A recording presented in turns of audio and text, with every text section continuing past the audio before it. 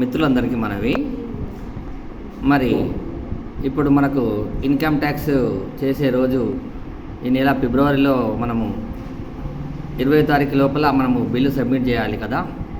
మన దానికి మన మిత్రులకు ఈజీగా మన ఫోన్లోనే చూసుకునే విధంగా మనకు మన ఏ మంత్ ఎంత సాలరీ యాడ్ అయినది, గ్రాస్ ఎంత, నెట్ ఎంత, టోటల్ నెట్ అమౌంట్ చూసుకొని ఐటీ రిటర్న్స్ మనము చేసే విధంగా ఒకటి ఐఎఫ్ఎంఎస్ సైట్ మీకు ఆల్రెడీ తెలిసే ఉంటుంది.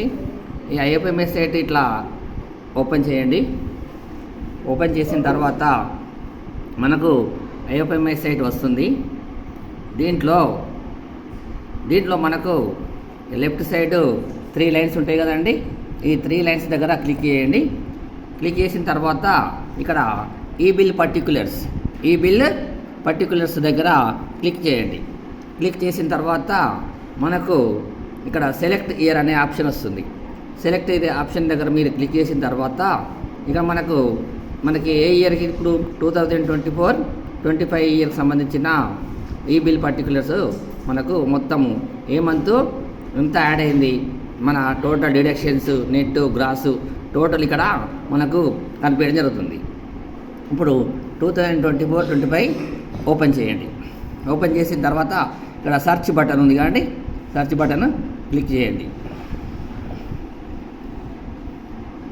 చూడండి, మనకు టోటల్గా మనకు 2024 మార్చి, 2024 ఏప్రిల్, ఇక్కడ year 3 means March, 4 means April year మనకు ప్రతి మంత్ ఎంత అమౌంట్ యాడ్ అయింది అనేది ఇక్కడ మనకు స్పష్టంగా కనిపిస్తుంది. చూడండి, ఇప్పుడు మనకు దీంట్లో మనకు లాస్ట్కు ఇట్లా ఎండ్కి వెళ్తే ఇక్కడ టోటల్ గ్రాస్ ఎంత,